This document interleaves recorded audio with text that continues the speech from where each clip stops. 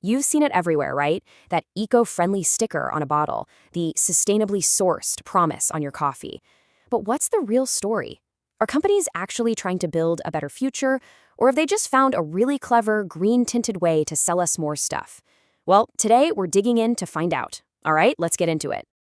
And this is the big question, isn't it? For ages, marketing has basically been the engine of consumerism, always pushing us to buy more, want more. But now, with the world facing some pretty huge environmental and social hurdles, a totally new question is on the table. Can we retool that exact same engine to drive some real positive change? So, just how different is this new way of thinking? This slide breaks it down perfectly. See, traditional marketing is pretty simple. Its goal is to meet your needs and make a profit, usually focusing on the here and now. But sustainability marketing, it has a dual focus. It's not just about the transaction between you and the company anymore. It's about meeting your needs while also making things better for society and the planet for the long haul. To really get a grip on this shift, we kind of have to look back at how we even got here. I mean, this whole conversation around sustainability didn't just pop up out of nowhere. You can see this momentum building over time. It really kicks off back in 1962 with Rachel Carson's groundbreaking book, Silent Spring, which was a huge wake-up call about pesticides. Then, fast forward to 1987, and a major UN report gives us the definition of sustainable development we still use today.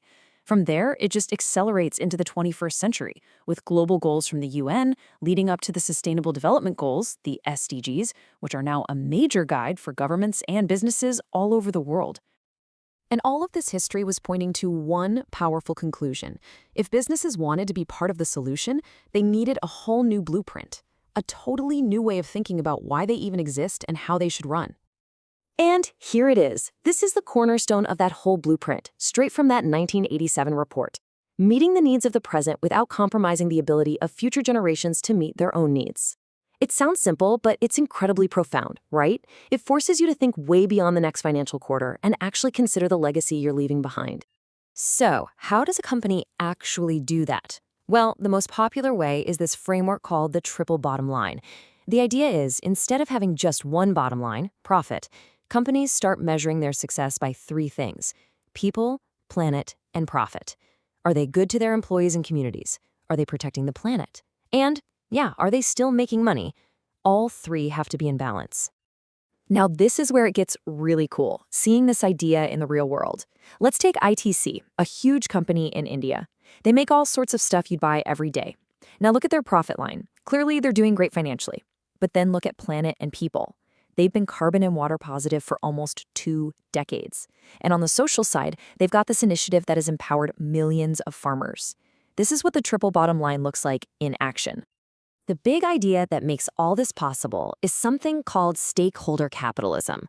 It's a huge shift away from the old school thinking that a company's only job is to make money for its shareholders.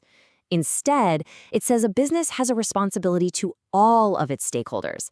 That's customers, employees, suppliers, the community, the whole shebang. The argument is, when you take care of everyone, you build a stronger, more successful business in the long run. Okay, so let's say you're a business and you've bought into this new blueprint. Now what? How do you actually put it into practice? Let's get practical and look inside the Sustainable Marketing Toolkit. The old way of doing things gets a massive upgrade. First up, products. Instead of designing something to be used and then thrown away, the cradle-to-grave model, the new goal is cradle-to-cradle. The idea is to completely eliminate waste by designing things so that every part can be reused or returned to nature. Basically, waste from one thing becomes food for another. Then there's pricing. It's not just about the price tag anymore, it's the total customer cost. That includes what it costs you to use, maintain, and get rid of a product. You know, that energy-efficient fridge might cost more upfront, but it saves you a ton on your electric bill over the years. And finally, communication. It's less about just shouting features and more about connecting with people on a deeper level, whether it's by saving them money, making them healthier, or just making them feel good about their choices. But, whenever there's a powerful new way of doing things, there's always a temptation. The temptation to just look like you're doing the right thing without actually doing the hard work. And that brings us to the dark side of all this: greenwashing. Simply put, greenwashing is just a fancy word for deception. It's when a company spends way more time and money talking about how green they are than they spend on actually being green. It's all talk, no walk, and it's designed to trick people who are trying to do the right thing. Yeah, researchers have actually cataloged what they call the 7 sins of greenwashing. These are the classic tricks you got to watch out for. Take the sin of irrelevance. You ever see a product bragging that it's CFC free? That's great, except CFCs were banned by law decades ago. So the claim is true, but it's completely irrelevant. Or my favorite, the lesser of two evils. Think about organic cigarettes. Sure, organic is nice, but it kind of distracts from the, much larger problem. So here's a little pro tip. When you see a vague green claim, just ask yourself, says who or compared to what? If there's no clear answer, you should probably be a little skeptical. So, with all this potential for misleading claims out there, the power really starts to shift to the person holding the wallet. And this brings us to the rise of the conscious consumer. And we are not talking about some small fringe group here. We have huge consumer segments driving this change. There's a group called LOHAS that stands for Lifestyles of Health and Sustainability, and it's a global market worth over $500 billion. Then you've got Gen Z. This is a generation that grew up with these issues front and center, and they are absolutely putting their money where their values are. Most of them say they're willing to pay more for products that are sustainable. So what is it that actually makes us pick the greener option? Psychologists came up with this handy shift framework to explain it. Let's quickly run through it. S is for social influence. We are hugely influenced by what we see other people doing. H is for habit. Making the green choice the default, the easy choice is critical. I is for our individual self. We like to buy things that match our values and who we think we are. F is for feelings and cognition. You have to appeal to the heart and the head. And finally, T is for tangibility, making big abstract problems like climate change feel personal and immediate. And if you need proof of just how powerful that S for social influence is, just look at this number.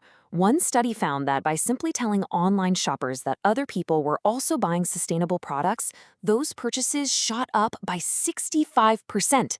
We're social animals, and that's a massive lever for change. Okay, so we've looked at this new blueprint for business, the marketer's toolkit, the sneaky tricks of greenwashing, and the growing power of the consumer. So where does all this leave us? What's next? I want to leave you with this quote from the source material because it just cuts right to the heart of it all. The point is, this isn't just about business strategies or cool marketing campaigns. The choices being made every single day by companies, by marketers, and by us, they have consequences that will last for generations. And that brings us right back to where we started, but maybe with a bit of a new perspective. When you're standing there looking at a product that says eco-friendly or sustainable, where does the power really lie? Is it with the company that spent millions crafting that message, or is it with you, the person who decides whether to believe it, to question it, and ultimately to buy it?